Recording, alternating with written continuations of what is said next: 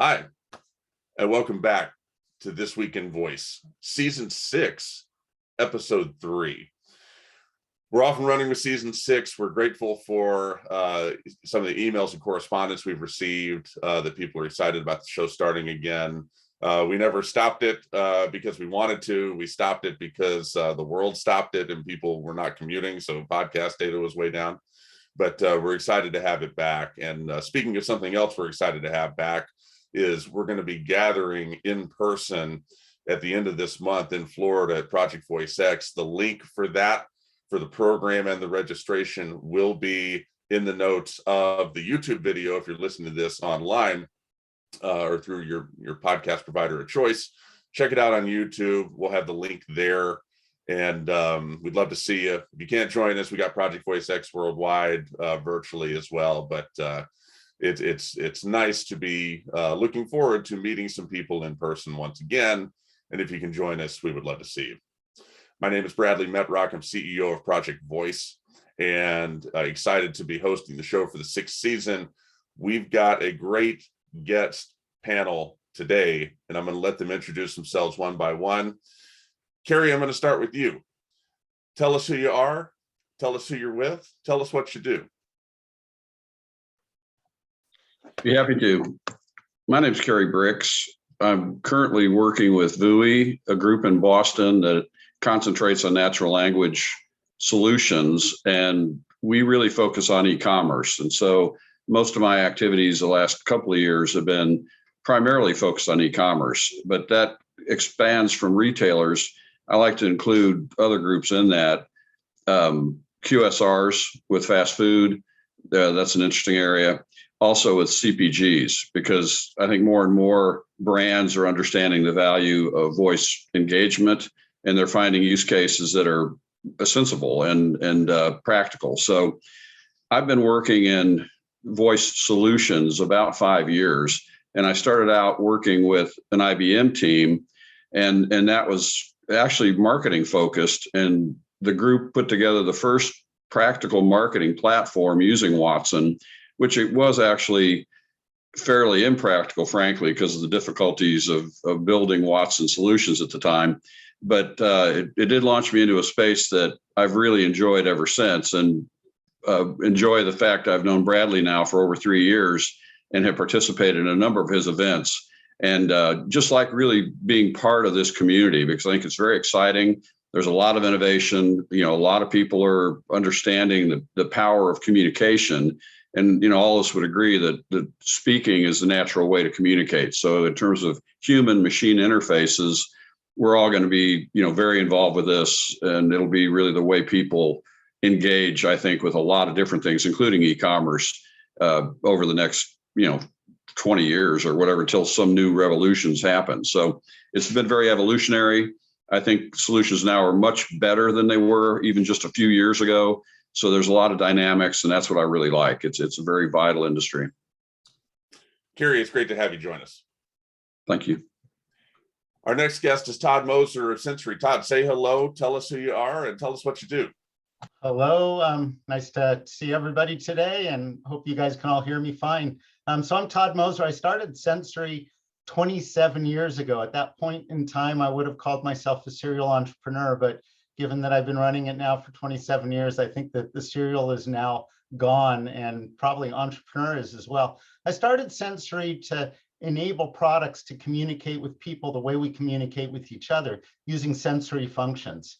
And our strategy back then was to use neural nets, which everybody thought was really, really bizarre. And today you might call what we were doing shallow learning, because we weren't using the massive amounts of memory and many, many layers in today's deep learning. But the basic architectures of our initial technologies were using deep learning approaches.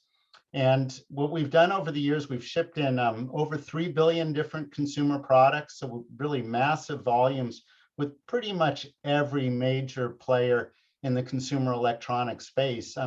For the first 20 or so years of our business, we were a real oddball company, because everybody else was focused on computers or server cloud-based solutions. And we were doing everything on device, which we called embedded back then. Today, everybody calls it the edge.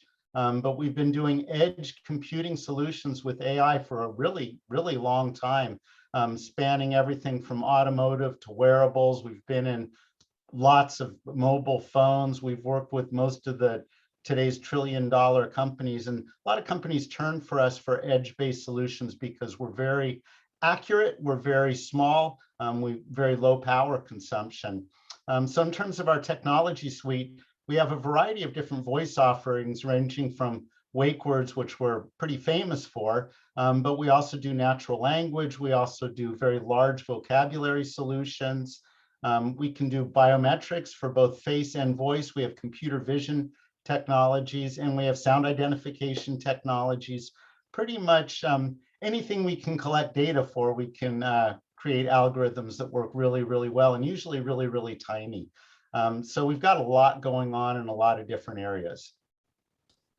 Todd, it's great to have you on the show. Thank you for joining us. It's nice to be here. And our third guest is Alistair from MetaMetrics. Alistair, tell us who you are, who you're with, what you do with MetaMetrics. Hey, Brad. Great to be here. Thanks. Yep, well, I'm at MetaMetrics. We're a company based in Durham, North Carolina, and we're an educational technology company. I've been in EdTech for 20 years now. Before coming to MetaMetrics, I worked at Pearson Education and headed up the AI scoring department there, where we would score millions of student essays that they took in their exams every year, and we would do that automatically. And we also developed assessments for telling how well you could speak a foreign language. We had a half a dozen language assessments to tell you what was your fluency and grammar and pronunciation in a different language, which was fully automated, computer delivered, completely scored by ASR tech. That was and we were doing that as long as 20 years ago. But right now in MetaMetrics, we're an EdTech company. What we do is we use AI technology to measure learning materials, books, audio materials, and so on. And then we use educational measurement methodology to evaluate students' ability in things like reading and math. And then we use learning theory to develop an optimal match between the two so that we can match kids with the right level of learning material for them to keep them engaged, keep them interested, make learning efficient, and match them to materials that are interesting for them. The brand is called Lexile Measures. 35 million kids get a Lexile measure every year. If you have a student in school, look at their score report or look at their last test score, and probably there's a Lexile measure somewhere on that score report. So that's what we do. Alistair, thank you for joining us. Yeah, really cool group. So with that, we'll get to the news. And for the first time in probably a couple of seasons, we have a guest story request. So before we started the show, we were having a conversation, kicking things off, and Todd from Sensory brought to our attention that there's a story posted to Voicebot this morning coming out of Spotify, and I'm going to read the headline. Spotify opens US sales of $80 car thing. Now, this is some news that's kind of been tracking along. You know, there's been talk of this. I don't think that the announcement, I don't know if anybody knew it was coming. But before we get into the four proper stories for the show, Todd, I'm going to yield the floor to you. What does this story mean to you? And paint us a picture. Sure. I'm glad I can bring in an improper story. So I love consumer electronics. That's what Sensory's been doing from the start. And I think it's really exciting that Spotify is introducing their own product to bring Spotify into cars. And I think it's interesting for a couple of key reasons. One, they're not using Google, they're not using Amazon, they're not using any of the big major players. There's a really interesting dynamic going on in the whole voice space where we've got these trillion-dollar companies with really good solutions, but also that offer competitive threats to pretty much everybody in the ecosystem. And Spotify's one that probably sees that threat. Everybody wants to be in the music space. And they've come out with their own assistant to do it. And they've made it easy to enable in cars. And if you think about it, Apple has Apple Music, Google has Spotify. I'm sorry, Google has their YouTube Music that they're now selling, and they're all bringing it into cars.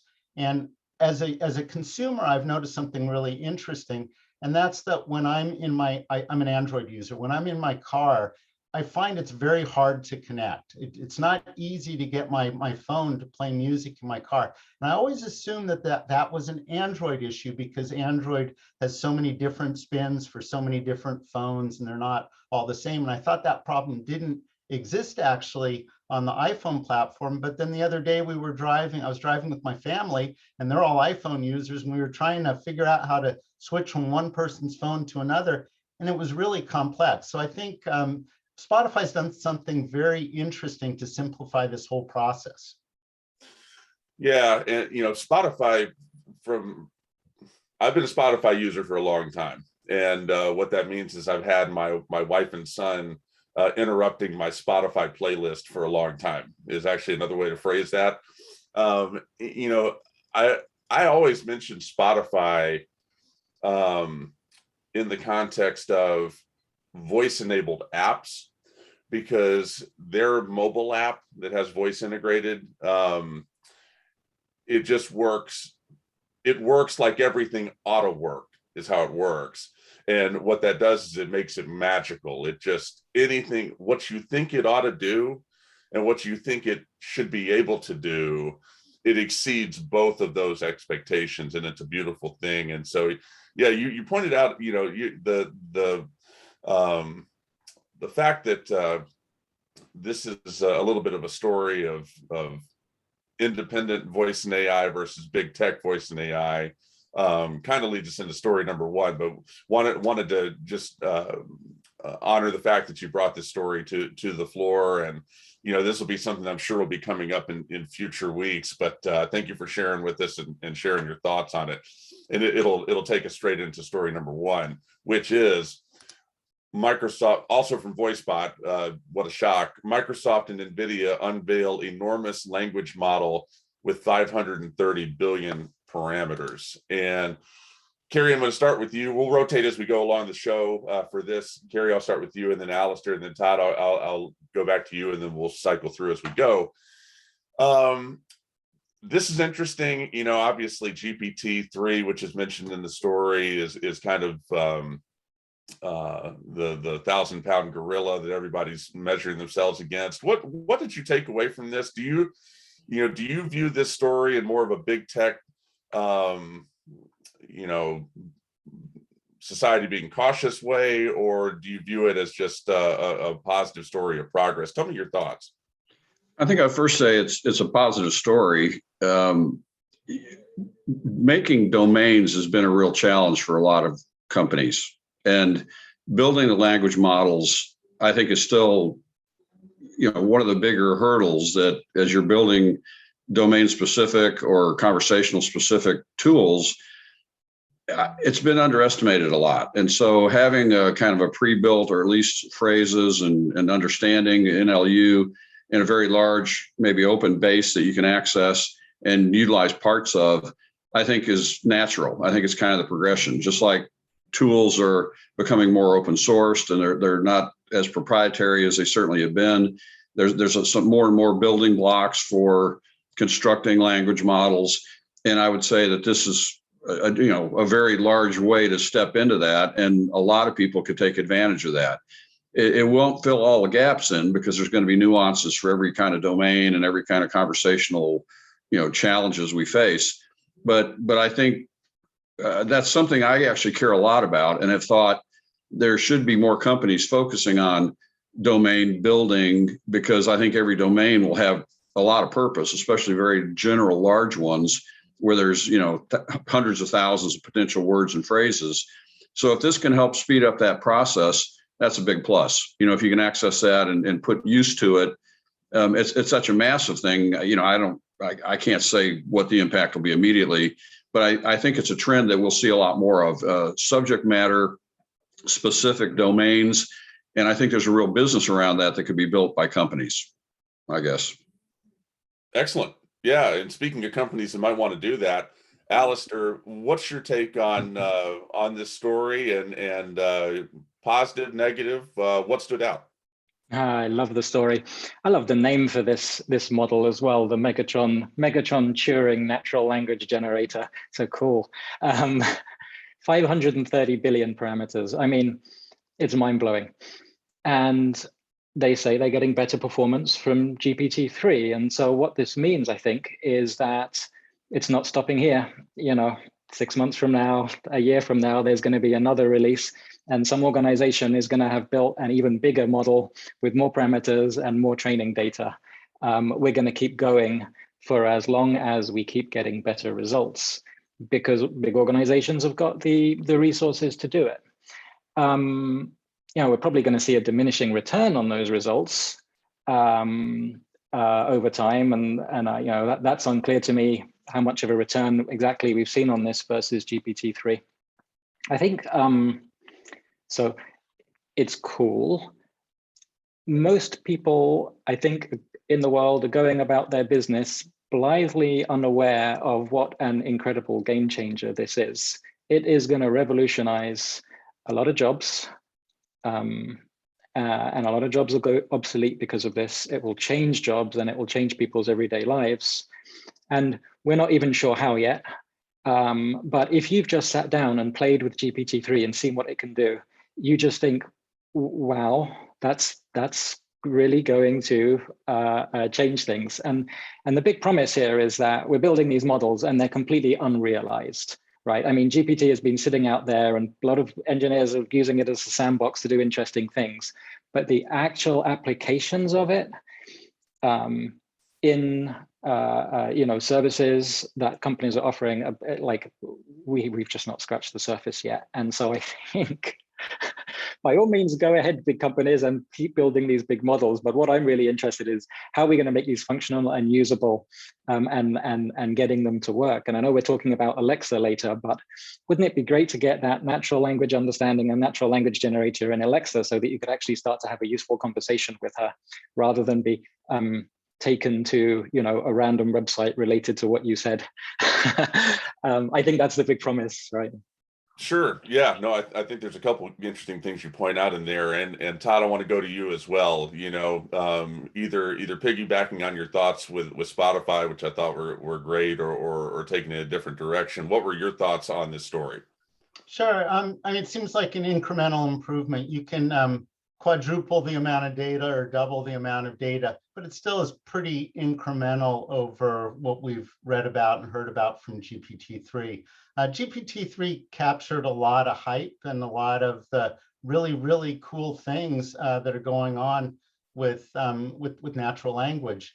There's, I guess, a couple little things in the background that are worth mentioning, though. One is that more data, we think more data is better, but actually it doesn't always work that way. In a lot of the work that Sensory's done with deep learning, and in fact in research that I've read, I've heard about bimodal distributions where you hit a certain point in accuracy and you give it more data and the accuracy drops, then you give it more data and the accuracy goes up again. So more data isn't necessarily better. In fact, we've had models that we added data to and our accuracy just dropped. It's got to be the right data for the right domain. I think Kerry hit on sort of the domain specific kind of issues.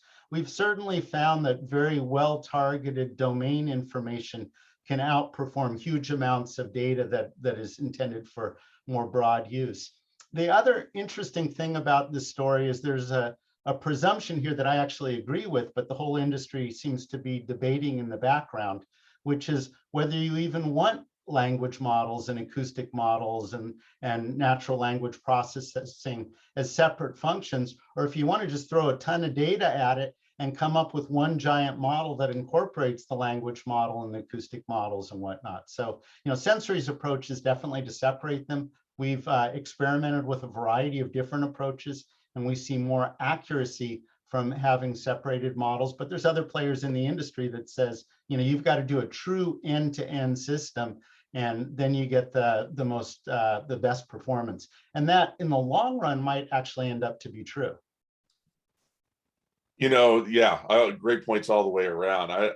I'm intrigued by it because, as Alistair and I have discussed at some length, something that fascinates me is just the inability currently. I don't think this will last much longer. You know, I think there's a business here. The absolute vacuum of meaningful metrics around a lot of parts up and down the voice and AI value chain. So there's a number in this story, which, you know, we're not used to seeing that many numbers, you know, but here's a number, 530 billion. That's what it is, right? Yeah, 530 billion parameters. Okay. So what this reminds me of is how I think it's like Ohio State and Tennessee, you know, and some other football programs like used to compete. I think they still do now that COVID is kind of waning, and hopefully that continues, to have one more seat in their stadium than everybody else, so they can say they're the biggest stadium in the United States. It's like, what are we going to see next? You know, 530 billion parameters and one. What is it? You know, I think it's accurate. You know, it's great to point out that that actually could be harmful, but it's interesting to sort of ruminate on if this might be something that people try, you know, some of these big juggernauts try to compete on each other with to sell access to services or things, because there's just not that many metrics we have right now. But anyway, I digress. It's a good place for us to start. One last comment, just Sure.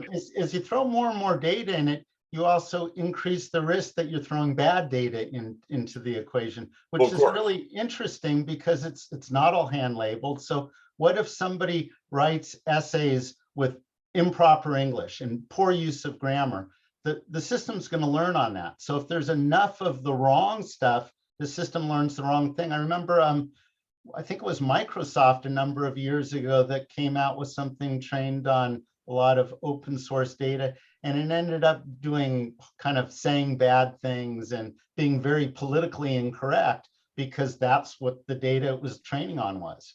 Oh yeah, no, we've covered a story right here on this show talking about I forget what country it is. I always forget what country it is. It's some country in Europe that has a very particular language, and a lot of the language models were being trained on Wikipedia. Well, they all had all the same errors, and it was almost unusable. And they're like, what is this? And what did they find out? And this is not, it's funny and it's not funny. Most of Wikipedia for whatever country this is, and it's going to bug me, I'll have to look it up after the show. Most of the Wikipedia entries for this particular country were written by one person. And who was that one person? A 16-year-old girl in North America. So who just decided to do this. So all of her inadequacies with the language showed up, and they estimated that that to fix Wikipedia with all these articles would cost hundreds of millions of US dollars to fix. So anyway, I wish I could remember the name of the country, but I'll have to put it in the show notes after I look it up afterward. But any other closing thoughts? Alistair, did you have any? Yeah, if I can add, I got one thing, Alistair, I'll just jump in quick. And that one thing I would add is like the work that I've been involved with and what VUI is really focusing on is, say, for a grocer, and a grocer could have 35,000 to 1 million SKUs if they have endless aisle environments. And so I don't know how the Microsoft models can apply to brand names and attributes across 1 million products. You know what I'm saying? So that may or may not be fitting for some of the uses that are being applied now that people are starting to pay for and implement. Good point. And Alistair, your any additional thoughts you had, and we'll move on to the next story. Yeah, just this training data and the limitations of it. I mean, this is basically trained on all the words that there are out there. I mean, it's the common crawl and it's the pile, right? So there's trillions of words there that have just been scraped off the internet. And sure, it's got all the biases built in.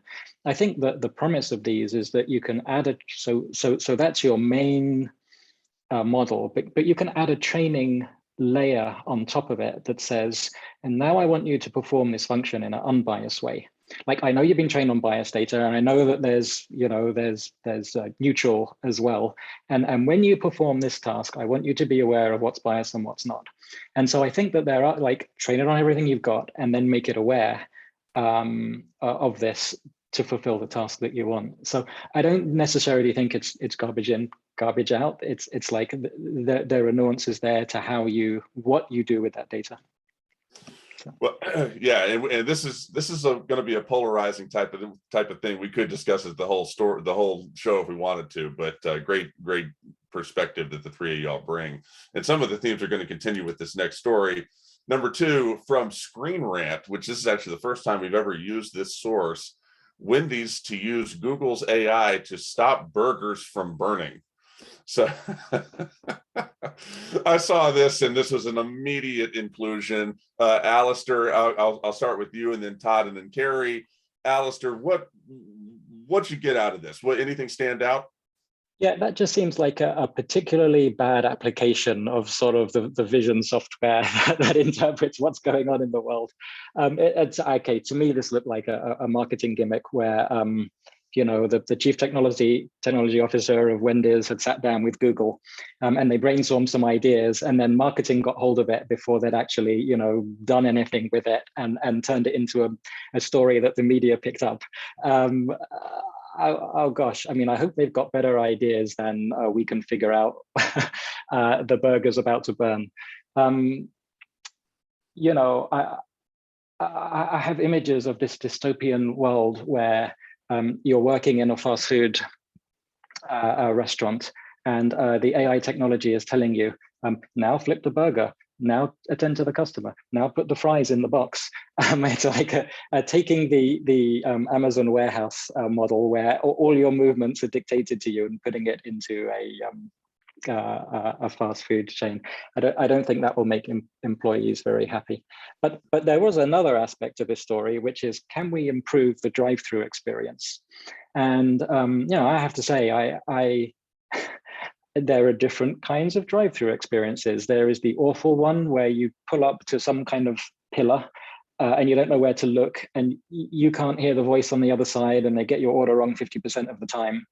And if you have a question about the menu, just like they can't be bothered to answer, right? That experience can be improved.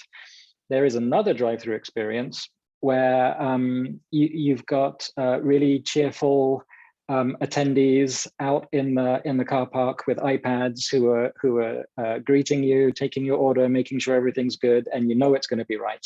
Can you move from the first experience and automate it so that it's as pleasant as that second experience? I'm not so sure about this one. Yeah, well, and that's a good way to tell us that you've been to a Chick-fil-A without telling us you've been to a Chick-fil-A. So thank you for that. Todd, interesting story here. What are your thoughts? Oh, I have a lot of thoughts on this.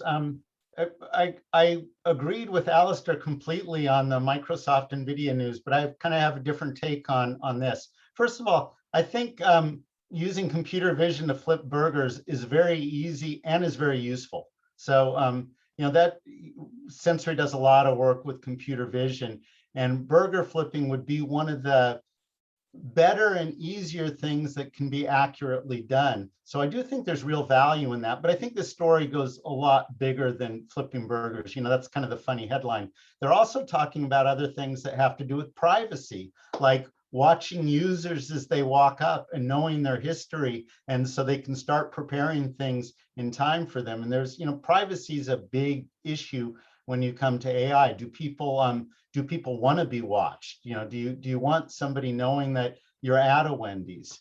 Do you want your history to play a role in what they're going to do for you? Because maybe you want to change your history. And do you want your demographics to determine what specials people are going to offer you? There's a lot of ethical questions in the background of having microphones and cameras watching you.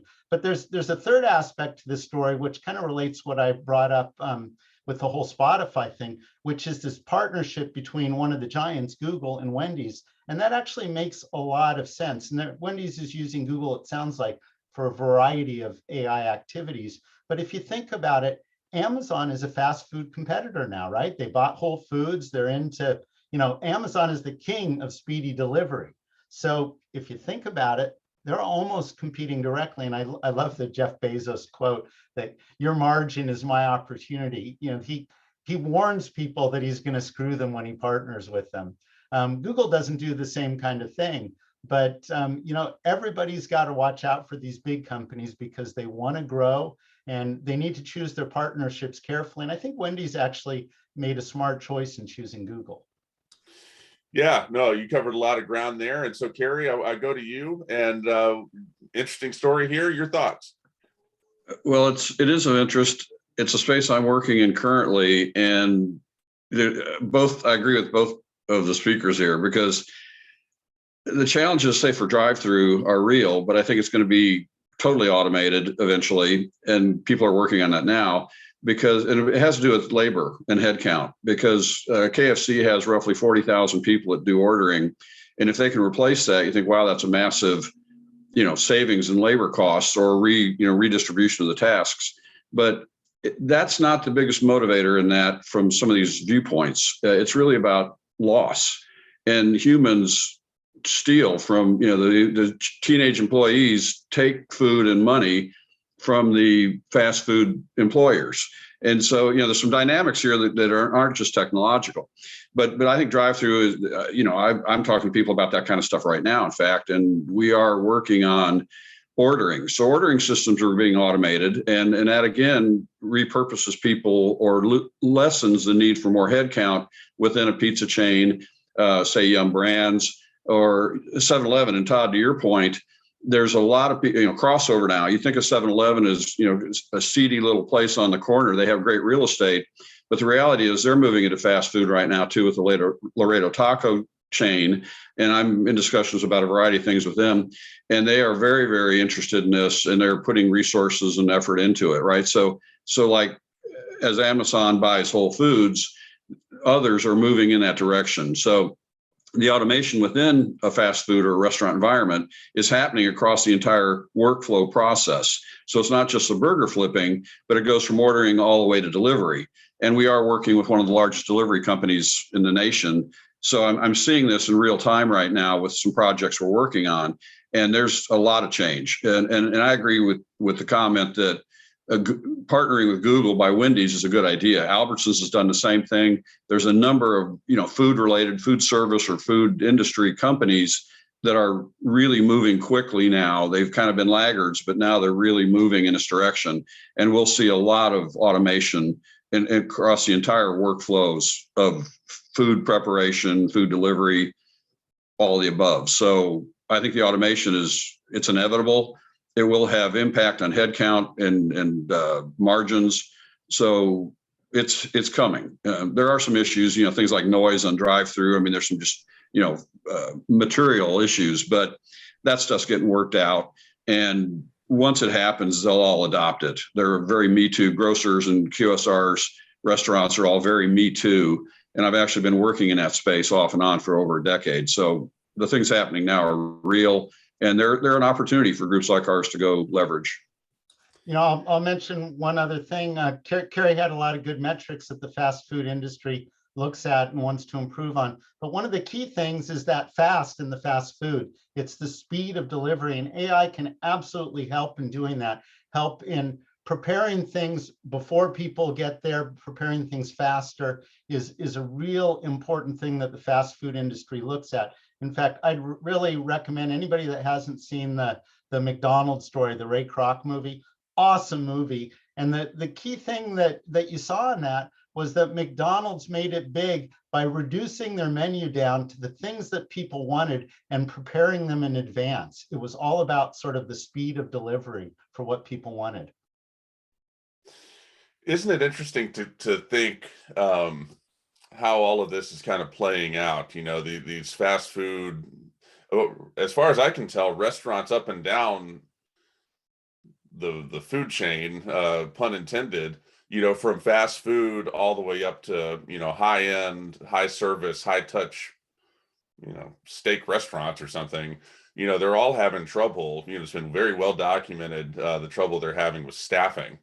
And along comes Along come stories like this, and you just wonder, this could have been a disaster, as companies look to integrate technology like this that most certainly will displace human labor.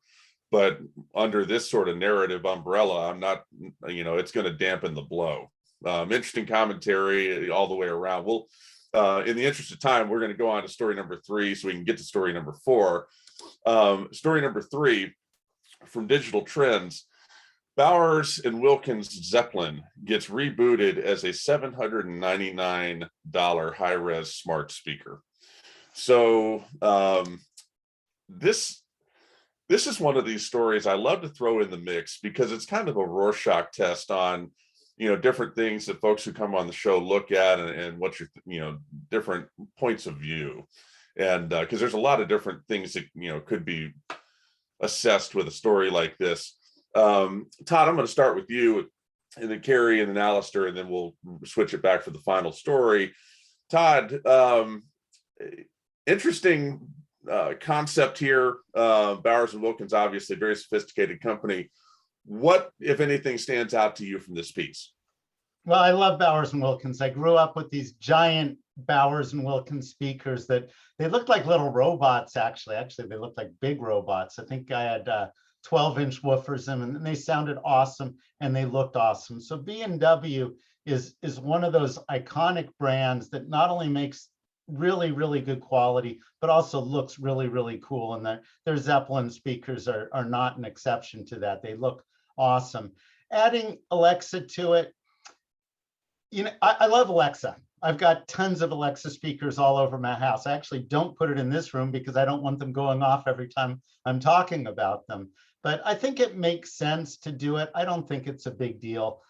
Companies that have tried to do their own speakers that compete in the speaker market by focusing on smart speakers are going to have a really, really tough time competing with Apple and Google and Amazon. The speakers that Amazon and Google and Apple, to a lesser degree, sell are really good quality and really cheap. I mean, I bought an Echo, the latest Echo, when Amazon had one of their Prime days, and I think it was like $40. And when it works, it sounds good. The most recent one I found to be more defective than some of the older ones, but it's really hard to compete head to head with any of those companies because they're not trying to margin up the speakers and make a lot of money, and they're doing really good volumes. But I think as an option to add on when it doesn't cost B&W a lot of money to add it on, sure. And it's a cool feature, and some people will turn it on and some people won't.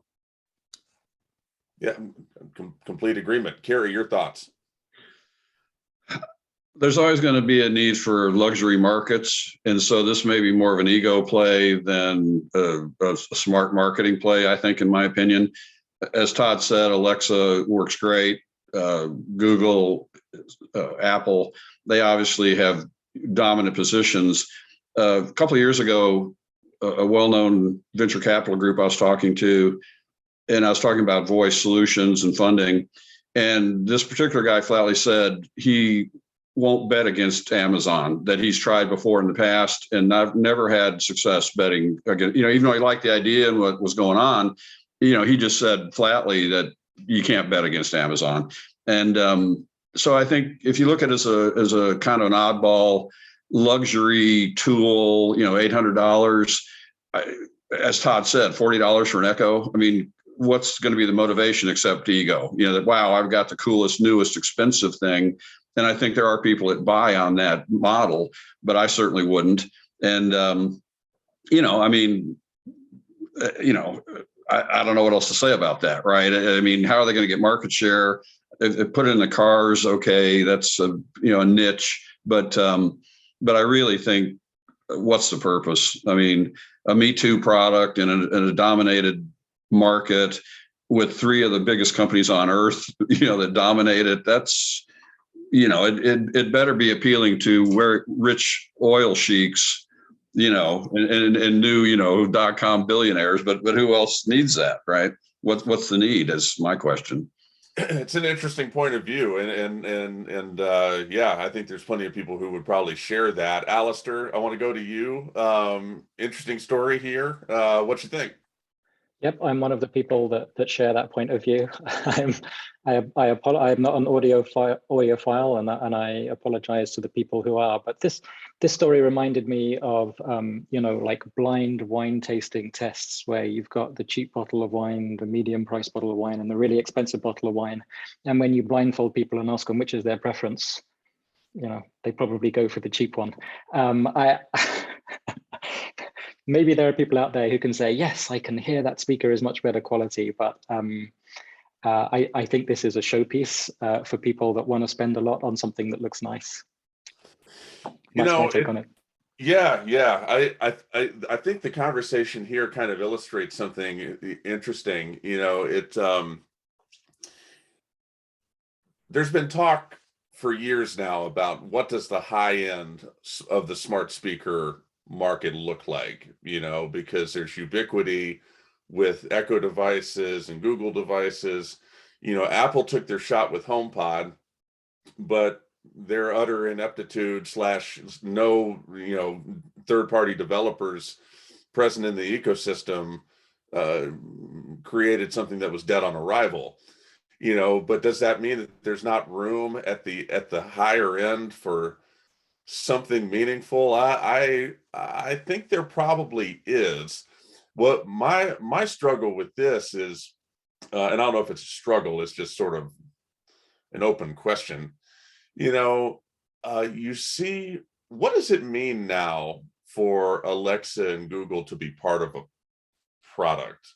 Like, is that a ticket to play? Is that like, I expect to see it and won't buy something without it? Is it, I view that as value added and would pay more? I think it means different things in different verticals. I think it means something different in the car, for example, than it might in the smart speaker analogy. But I think the answer to that's constantly in flux. And it's interesting to observe here that you've got this premium brand in Bowers and Wilkins who makes outstanding products, view it as additive to them to integrate Alexa into their product, a long-standing product, I might add, as a sales device. I don't really know what it means, to be honest. I just think it's interesting. Any closing thoughts on this? I think it is a value-added feature to add Alexa.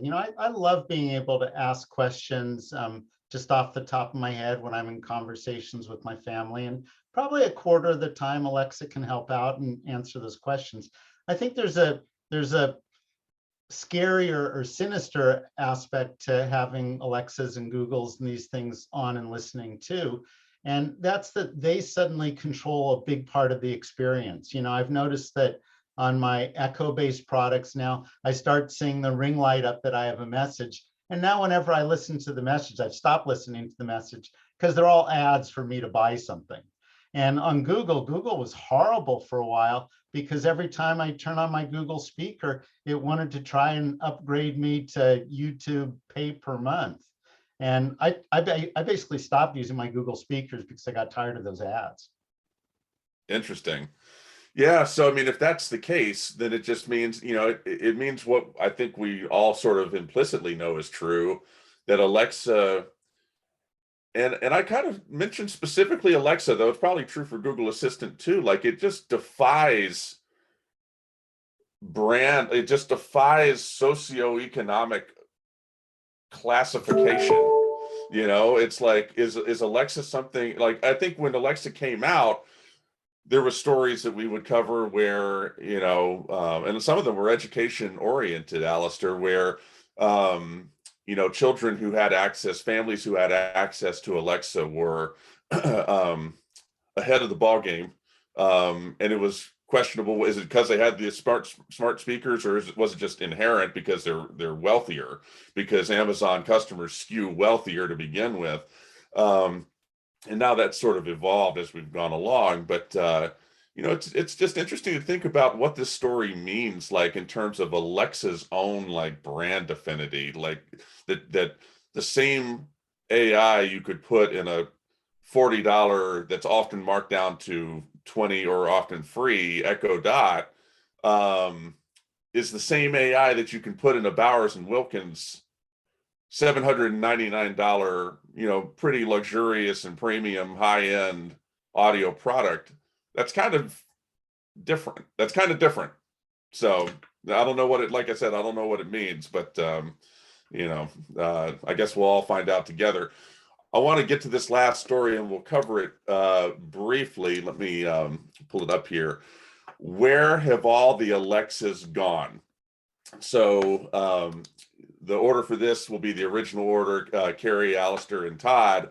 A couple of years ago, we invited someone at the head of the Alexa is a human movement. I'll call it a movement. It appears to be that. It's gathered steam. And these are people who were mad, to use a general term, some are more aggressive than mad, about the fact that Amazon had the audacity to name their voice assistant Alexa. They claim all kinds of things. The person we had at the Alexa conference last year, we called it that, talked about abuse of her daughter and people would make fun of her. And that was her point of view. Other people have talked about it from the standpoint that just as a matter of practical course, no AI ought to have a human name because you're going to run into this sort of thing over and over again. This is an interesting sort of retrospective article on it. And just want to hear your thoughts and we'll wrap up with this. Kerry, what you think? Well, you and I have had this discussion at least a couple of times, and I've been focused on natural language conversational AI, not command-based solutions, right? So I honestly don't have anybody talking about Alexa at all. Those that are seeking true conversational problem-solving solutions, right? So it's really about, are you replacing tasks? Are you replacing or answering questions that you need information on? Things that take questions and answers and conversation. So I don't even talk to people about Alexa. I think it's utility. I mean, just my opinion. It's now just a ubiquitous utility, like a lamp or a TV or something that you use, and there's functions it serves. And they can move it into other places, cars and other applications, or channels you might look at it as, but it's still not conversational. It's not, to me, a problem solver. Todd, you said you get about a quarter of your answers solved on Alexa. I just don't have people talking about Alexa, even people that probably own them and people that I talk to weekly or daily or once, right?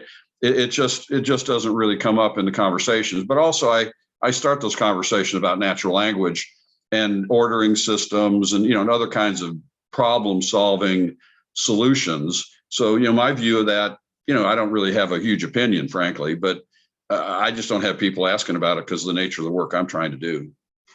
I think it's a combination of the fact that that this massive juggernaut has called this product, I guess what we'll call Alexa for the moment, a human name, and then they combine with the unbelievably wide-ranging marketing they've put behind it. So it's like I try to think about if there was like a lamp, to use your example, a lamp called Bradley. Like, would I care? Like if everyone, anytime my name ever came up, like it was in reference to this product over here. It's hard to put yourself in those shoes. Alistair, I want to go to you and get your thoughts. Does this strike a chord with you one way or the other? Yeah, our company's main brand is Lexile, and whenever we say Alexile, there's a chance it's going to trigger Alexa, who'll join our meetings. So after reading this, I feel sympathy for those people called Alexa. I would say you're not the only ones. My brother used to work in an education company in England, named after the Egyptian goddess Isis. they had to do a rebranding and change their name very expensively. And my kid is at school with a friend whose name is or was COVID, and he decided to change his name because of the connotations there. So you're not the only ones. Alexas out there. Other people suffer the misfortunes of whatever new culture throws at us and associates with their names. Wow, that's interesting. Todd, I'm going to leave the last word to you. Your thoughts on this story? Well, I sympathize with all the people that are bothered by the name Alexa. And I think there's a whole lot of reasons to be mad at Amazon, but I don't think naming their product Alexa is a fair reason to blame Amazon. First of all, they rolled it out, not just with Alexa, but you could switch it to Amazon. And I think computer was even a choice. So there are different options of how it can be used. And if you start blaming people for commonly used names, like, are you going to sue the people that came out with COVID because there was a person named COVID that had to change their name? I don't know. I feel like it's kind of a silly issue. It reminds me of, there's stories that people will write about people, since this has come up, there's stories about, people being named all kinds of things. I remember reading a story about a decade ago about somebody who named their child ESPN. And it actually summoned social workers in the precise way you think that it might. And there was a big conversation around that. I think it was 10 years ago, maybe 15. So it's interesting to note here that some people take the opposite approach. Some people name their children what they view to be commercially opportunistic things. So I don't know, I think it's all moot probably anyway, because is Amazon going to change it? Absolutely not. So anyway, it's a good one to end on. And gentlemen, great getting some of your time. Great having all three of you on the show to share your, not just your time, your wealth of experience and expertise as well. Great to be here. Thanks so much, Bradley. Thanks, Bradley. Cheers, guys. For season 6, episode 3 of This Week in Voice. Thank you for watching. If you're watching on YouTube, or listening if you're on your podcast provider of choice. Until next time.